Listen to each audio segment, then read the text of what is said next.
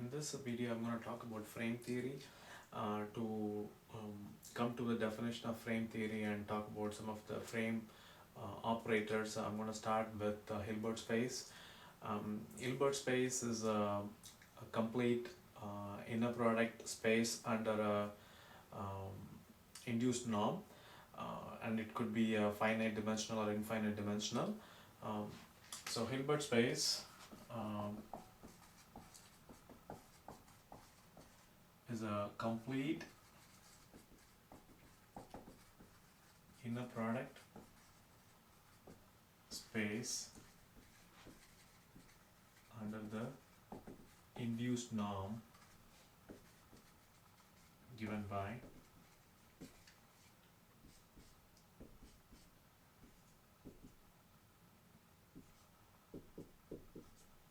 so this is more like a general description of a representation of an induced norm.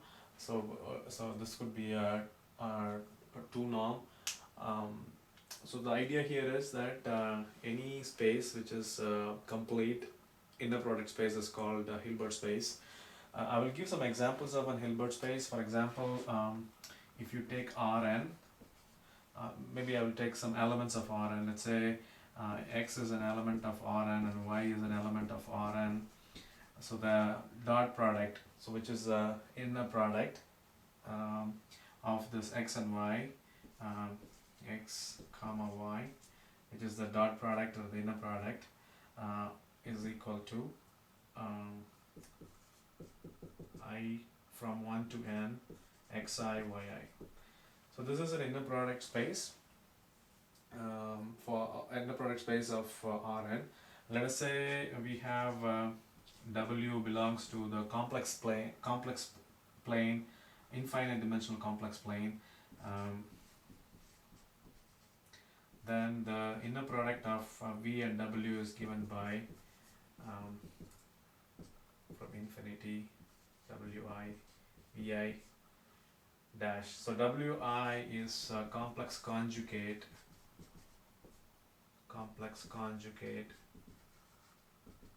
of Vi. So these are some of the examples of Hilbert space. So when we talk about these spaces, we have to look into the orthonormal basis. And before I go to the orthonormal basis, let me talk about the basis. So basis vector is the smallest number of smallest set of vectors required to represent the entire space. So if you're talking about Rn, so there are small set of vectors, a smallest set of vectors required to represent the Rn is called the basis vectors. Again, if these basis vectors are orthonormal, then it is called orthonormal basis. So orthonormal means that any orthogonal vectors whose length is 1 is called orthonormal. So orthogonal vectors, again, it is vectors which are perpendicular to each other. So when we're talking about n-dimensional, so it means it's a mutually orthogonal vectors. It means like each vectors are perpendicular to each other. So let me take an example of orthonormal basis. Orthonormal basis in R2. I think that is very simple space which we can easily visualize.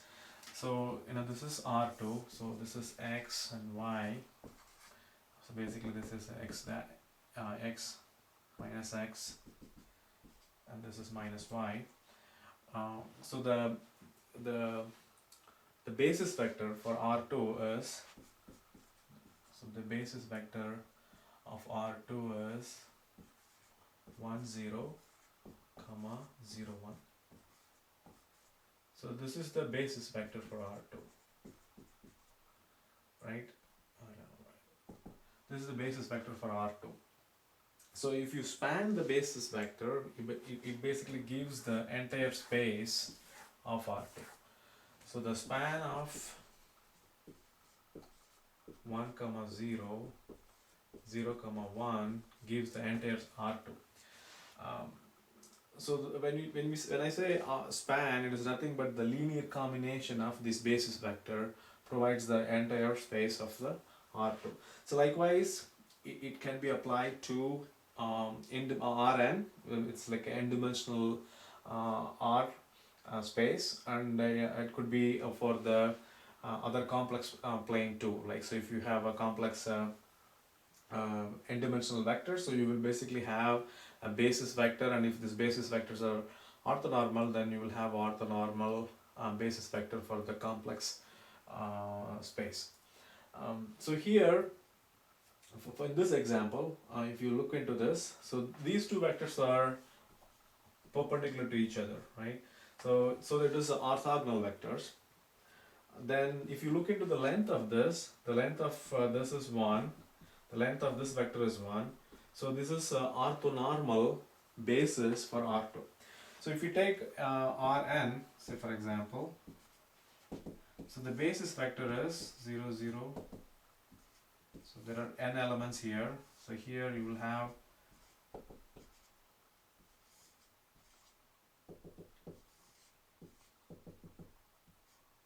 so basically you have 1, 2, 3, 4 n elements in all of these vectors. So this is the basis for Rn. So you span this basis vector, then you will get the entire Rn. So you span this, you will get the entire space. So that is the orthonormal basis. So orthonormal basis is a very interesting concept. Once you have the orthonormal basis, then you know how to get the entire space, and there are a lot of applications available for the orthonormal basis, but again I will stick to the basic concept. Maybe in the next lecture I will talk about the application of these bases, or even the application of frames. So let me talk about some of the properties. So the one key property is that the reconstruction. So the advantage of having orthonormal basis is to represent a given vector or a given vector of the Hilbert space in terms of orthonormal basis, then you should be able to get back to the vector. So it's a reconstruction, I should say perfect reconstruction. So let us say X is in the Hilbert space, any Hilbert space. Again, we talked about different types of Hilbert space. So then say psi of I is the I belongs to, maybe I should use n here in case if is the orthonormal basis. So the X from I, if I use n, okay, maybe I will use I.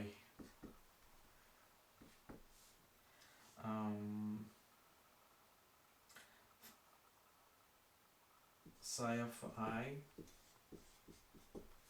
So this is the perfect reconstruction for perfect reconstruction of X, which is an element of Hilbert space, and this applies for all X. Right? This is a perfect reconstruction.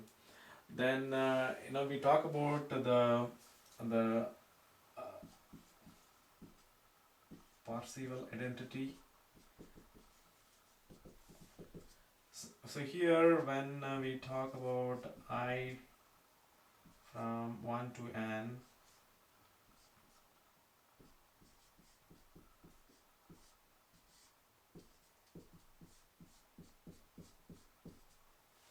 so this is the inner product square, the absolute value of the inner product square, okay, the summation is equal to the 2 norm of X. This applies to again for all X in the Hilbert space. Okay, so far I haven't even talked about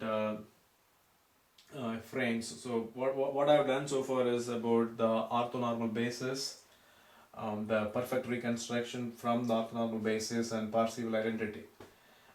So now I will talk about frame, or I will start talking about the definition of a frame.